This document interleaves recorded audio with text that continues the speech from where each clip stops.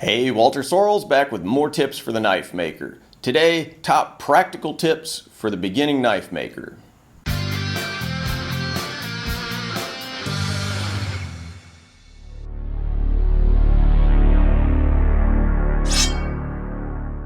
So this is a companion to an earlier video I did of tips for beginning knife makers. So the first video was more about kind of the mindset that you want to have when you first start out making knives. This video is going to be aimed more at kind of, I would say, sort of a practical syllabus of things that you want to aim toward as you start improving your skills as a knife maker. So the emphasis here is less kind of the philosophy of it and more the practical. So the first thing that I want to say is this is just my opinion. My aim here is to really make things easier on you so that you can go quicker down the learning curve than I did. You know, when I got started, there really was not that much information out there for a beginning knife maker, and so I kind of floundered around a lot doing stuff that, in retrospect, I could have learned a lot more quickly if I'd had some better guidance. So this is aimed at trying to give you a few little tips that'll make that glide path a little quicker for you.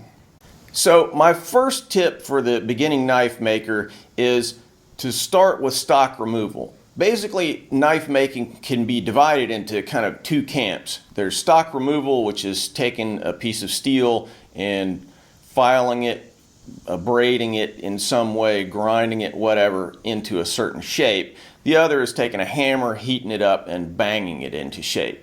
So stock removal is the grinding approach, and the banging and fire approach is what we would call forging. So forging is the thing that always looks really interesting to people at the get-go, especially people who are interested in historical weapons, Japanese swords, Middle Eastern things, European Middle Ages, Vikings, all of that world is the hammer and anvil thing. But it takes more equipment, more skill, it's more complex. So I really strongly advise starting out with stock removal and then moving in the other direction as you gain more skills and equipment. All right, tip number 2, and this is really important, and a lot of folks get hung up on this. Don't get wrapped around the wheel of tools. All these guys out there on YouTube who've been making knives for a long time have really complicated tools, expensive tools, mills and lathes and all these expensive machine tools and stuff. You do not need them. Start small. Start with a file, sandpaper, a drill press, or even a hand drill, and a hacksaw. If you've just got those tools, you can actually get started in making knives. If you poke around on my channel, you'll find that, I've got some videos about how to make a machete with no power tools. I've got one about making a knife from a file. The point of these videos is to say, hey, look, you can start out here with really rudimentary stuff, and as your skills get higher and you get more into it, then you can accumulate more tools. There's no need to go out, on day one and buy a $2,000 belt grinder. You don't need all that stuff to start with. All right, so next point, pay attention to squareness and flatness. These are not exactly the same thing, but they're related.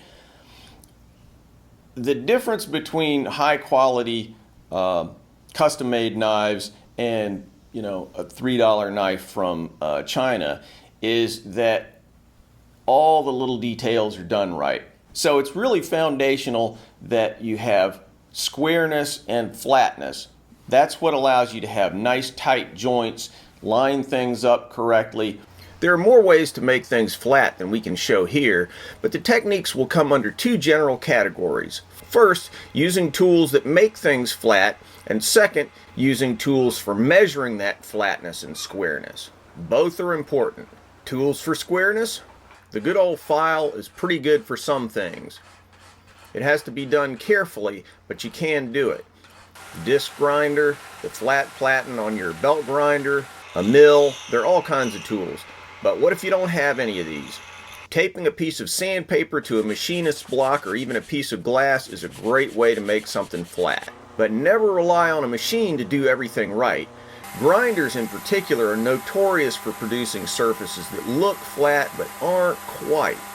Use a straight edge, hold your surface up to the light, and see if there's a gap that light can get through between your workpiece and the straight edge. If there is, keep at it until it's nice and flat. A machinist square will assure you that things that are supposed to be square actually are.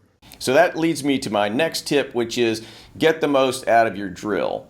One of the first tools that I always recommend people buy is a drill press. You can buy really cheap ones, that will be pretty effective for you, and they allow you to drill nice square holes. Square by square, I mean at a 90-degree angle to your work. And being able to do that is really important. But there's more to drilling square holes than just chucking it up on the drill press and cranking away. There's a sequence of things that you can do to make holes run square, to keep drill bits from walking all over the work. So let me quickly outline a couple of those here. Quick tutorial on drilling. Here's the challenge.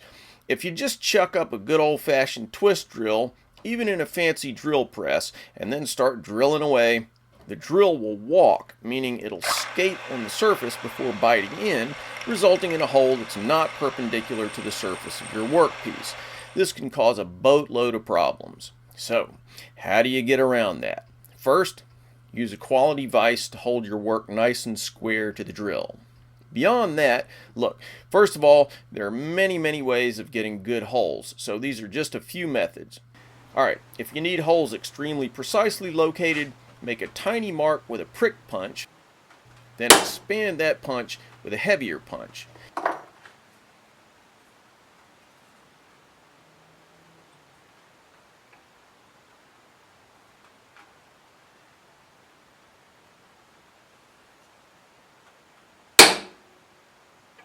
Then use a stub drill, a short spade bit, a combo drill and countersink, or any other kind of very short, steady bit to make a shallow hole of the correct diameter.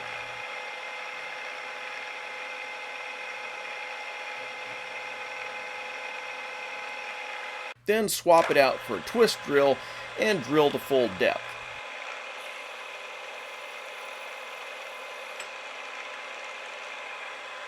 If you're less concerned about perfect location, you can shortcut this approach by just marking your hole, then using a stub drill, then a twist drill. Alright, next tip, fit and finish really matters. The thing that differentiates the high-end knife maker, custom maker, whatever, from the cheap Chinese import is fit and finish, meaning how tightly do parts fit together, how smoothly do openers open, how smooth are the surfaces, how clean is everything. All that sort of thing differentiates the real high-end stuff from stuff that's more workaday. Of course, you're going to set your bar wherever you want it to be, but it's something that you as a knife maker are really well advised to pay attention to. So most knife makers have kind of a love-hate relationship with sandpaper. Strangely enough, among the consumables that knife makers use, the most money that they spend is on abrasives. So getting the highest level of fit and finish often involves a lot of handwork, and most of that handwork is done with abrasives. So learning how to properly use sandpaper is a really important thing. Okay, 50-cent tutorial on sandpaper. You start with a heavy grip to get rid of whatever tool marks are on the material. Whichever direction those tool marks run, you want to go across them. If you go in the same direction, the tool marks can hide there in your new scratches. You want to get rid of every single solitary tool mark before proceeding to the next grit. Let's say you start with 120 grit sandpaper, now you move to 220.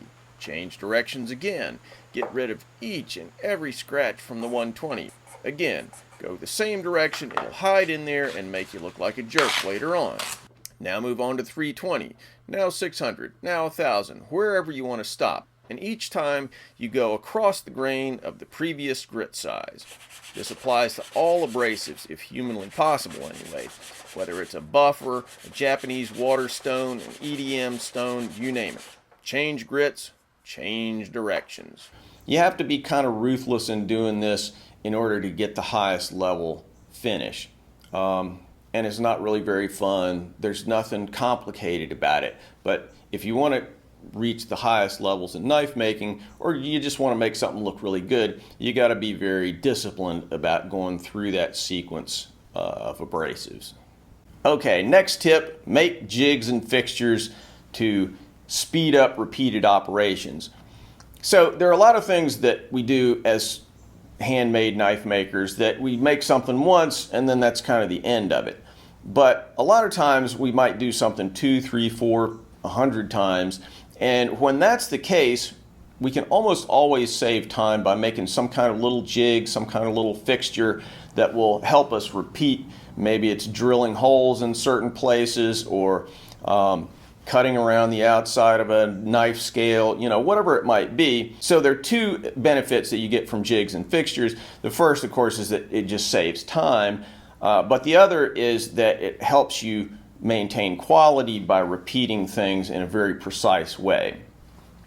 Now, I will add one other thing, which is, there's kind of a trap that some knife makers get into where they spend so much time making jigs and fixtures and fancy little shortcuts to do stuff that they actually never make knives. So I always do counsel you, if you do make a jig or a fixture, always just think, well, am I really saving time, or am I just making this to make it because it's fun? And sometimes that's okay, but you always want to make that calculation before you spend 2-3 days, drilling some complicated little jig. All right, next tip, test your work. This is really important. It's easy to make something that looks like a knife but is not a knife. What do I mean by that? Well, it's possible to make something that looks like a knife, that has the shape of a knife, that's made out of steel, that has a pleasing shape, and yet it doesn't really perform correctly. And there might be a lot of reasons for that. So I really advise strongly that you try, when you make a knife, just use it. If it's a hunting knife, go hunting with it, test it out. Here are some common tests. Brass rod test. Take a thin brass rod, roll it along the sharpened edge of your knife. The edge should flex, but not wrinkle or chip. Rope test. Cut a bunch of rope. See how long it takes to get dull. Chopping test. Chop up a 2x4 and see how well your edge holds. Paper cut test. Slice a piece of paper thusly. If it snags, more sharpening is required. Shaving test. Have you sharpened it well enough to shave hair off your arm? If you sit down for about 10 minutes, you'll think of some others. The knife world is full of people who spout all kinds of total crap about what their knives will do. Don't be one of them. Know what your knives can do, and be honest about it. If you don't find out where the problems are, you can't fix them. All right, so a little corollary to that, and this is something that I don't do quite as much now. I still do it, but not as much as I used to. But when I first got started, I made a ton of little test blades. I wasn't trying to make something that was perfect. I talked about fit and finish earlier. You want to be confident when you start working on fit and finish and making things perfect that the knife blade itself is actually functional. So you want to test hardness. Is it going to chip? Is it too hard? Is it too soft? Will knives flex? Will they break? All these kinds of qualities you want to test. So what I did when I first got started making knives, and I did this, more back then than I do now, but I still do it, is sometimes you want to make blades that are not for public consumption, so to speak. They're not pretty. They're not, you're not aiming for perfection. What you're trying to do is, like a scientist, you're just trying to isolate certain qualities and test for those qualities. Don't kill yourself trying to make it look perfect if all you're trying to do is test the edge holding ability of something. So you can make 20 different little test blades, test different heat treating regimens, whatever it might be, different polishing techniques, different edge geometry, whatever. It takes a lot less time to do it that way. You test them, you come to a conclusion about, okay, this is the procedure that I want to use to get the most out of this particular steel or whatever, and then you can start making the pretty knives. All right, so my final practical tip for beginning knife makers is learn as much as humanly possible about metallurgy and heat treating. When you first get started and you go to the library or buy a book on Amazon or whatever, there's usually a chapter at the beginning of the book about knife making, about different kinds of steel and metallurgy and heat treating, and it all seems kind of dry and abstract. And so at the beginning, you kind of flip through those pages to get to, okay, how do I actually make a knife? I understand that impulse. I was exactly that way when I first got started. But at a certain point, you want to go back and flip back to that metallurgical information and try and absorb as much as you can about the heat treating of knives. Really, really, really important. Again, there are a lot of sources online for this kind of information. There's some good books out there. I'll list in the comment section, some places that you can go to get more information. But if you really want to be serious about your knife making, the single most important thing is to make something that cuts, that holds an edge, that's durable. A knife has got to be a cutting implement. If it's not that, it's nothing. And heat treating and metallurgy is what gets you there. So learn as much as you can about that subject. All right, that about wraps it up. I hope this was useful. Send me some feedback about it. This video is a little different from most of my videos in the sense that, I'm not showing you do this, do that, do the other thing. This is a little more talky, a little bit more of me standing here blabbing. If you like this, let me know. I can do some more things along this line, but I hope this was helpful for you.